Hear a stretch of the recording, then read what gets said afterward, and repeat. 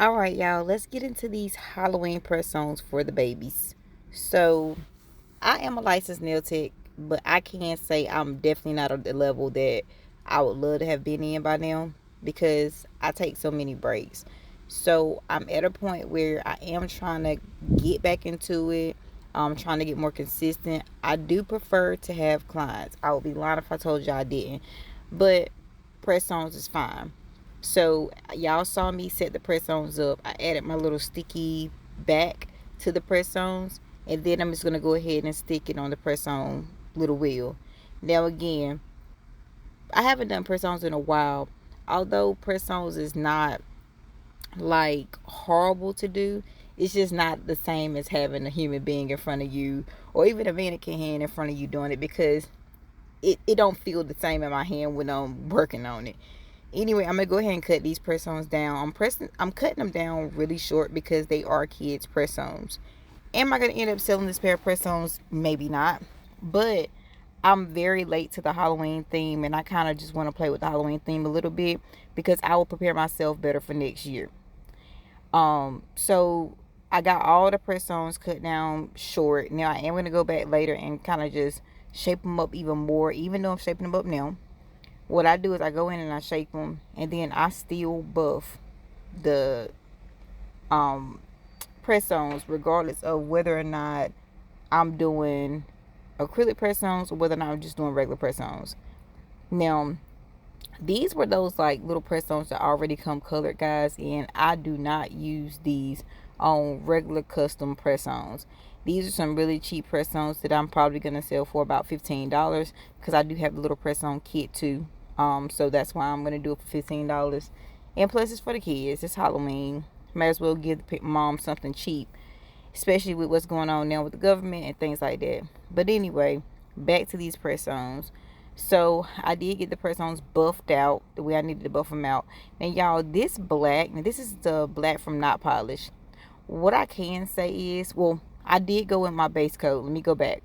I went in with the base coat because, like I said before, you have to do the base coat. No matter what, I try to do base coat when it comes to press-ons. Now let's jump back to the black that I'm about to use. I'm going to go ahead and give y'all a disclaimer on this black. It is not really a black to me, and I think I could have done better, but I can't open the top to my black that I got from Beetles. So I am using Not Polished black, but as y'all can see, you see how see-through this black is? It's not pigmented at all. You know, like it is a very see-through kind of black, and I could have gotten the wrong black. This is the Duo black, which could be different from the other black they have because they do have another black. But anyway, so I went in with black on every finger except the ring finger because I'm going to do something different with that, and I actually used an all-white press-on. So I did have to go over it, of course, with another coat of black because, like I said, it was not a great black, and I cannot get my other black open. Maybe I'll figure it out. Maybe I'll throw it out and just buy some more. Again, a lot of my products, I have not done nails in so long that I'm probably going to have to redo the products anyway, which is why I'm also looking at doing some really cheap press-ons just so I won't waste my product.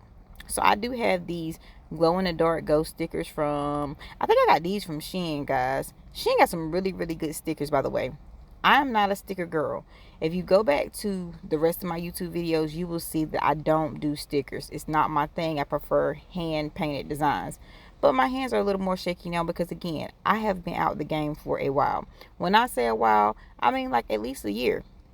After I feel like probably more than a year, it hasn't been hardly any clients.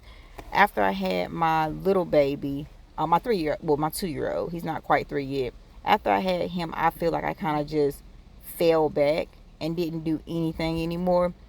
But I'm winging myself back in slowly but surely. And y'all know I had to do something hand painted, so I'm just going to paint a little boo on that ring finger just to fill it out because I just felt like it needed something else outside of the sticker that was there. So as I'm doing this, I do put the nail into the light. So UV light, guys, make sure you have a UV light for your press-on nails because I am using a gel polish as well as a gel top coat. I'm using Not Polished top coat, which honestly to me is the best on the market. It is very thick, but as long as you know how to apply it, It's perfect. The shine is crazy. The shine lasts forever. Anybody who has used not polish can't contest to that. Now, I've used some other top coats, guys, and they were not that great. They were not that great. People told me to use some other brands, and I can promise you the shine did not last the way not polish lasts. So I am going to put them on the map for their top coats and their liner gels, which is what I did the boo with. Anyways, so on the other hand, I found similar ghost stickers, so I went in, put those ghost stickers on here also.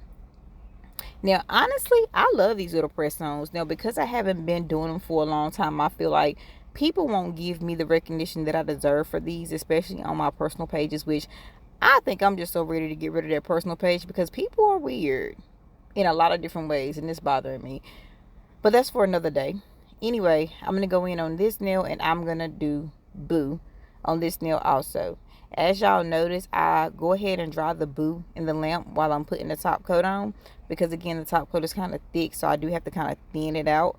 And by the time I finish doing the 60 seconds on that nail, I'm back to where it's time to top coat that nail, so I don't skip a beat. It took me so much longer than it should have to do these press-ons, though, y'all.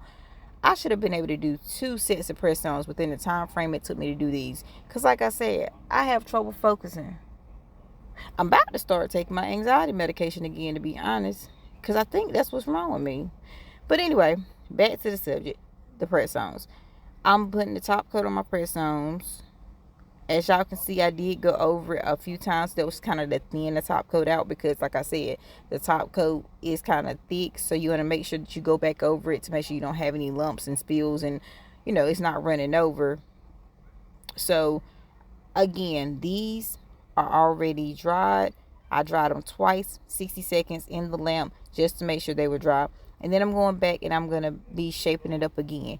Now, I did have to shorten one hand up because it was longer than the other set, and I didn't want those problems. Even though they're little kids press-ons, I want to try to make sure they're as perfect as I would do for an adult. And again, yeah, I'm still probably going to only sell them for $15 with the full kit. Now, with my press-ons, I do come with a full kit. You see how this little sticky thing? So I have sticky backs inside the box, alcohol wipes, little bitty tiny files, and I'm going to put glue in the box, guys, just because my little thank you note, and I think that's it in the box. I do have these cute little boxes to put the press-ons in that I did not post here, but guys, it is so hard to get everything even when you are putting on these little sticky things, and them things are sticky. So I had to try to get them even, and then it make it look like you don't have your nails even, like you shaped them up all wrong. So yeah, I was like, ugh, so over it. So I did go ahead and put them on a little plate, because the boxes that I have to put the nails in, it didn't come with a plate, which is surprising, because my other boxes from my other set that I had got for press-ons came with little plate, you know, little papers that you put it on, little boards that you put the press-ons on. So I'm actually gonna have to use this little clear board to put the press-ons inside the box, which is totally fine. So as y'all can see, I am done with the press-ons. I'm just boxing them and doing the final shaping, and here y'all go. What do y'all think about these press-ons? If y'all like the content, like, share, and subscribe.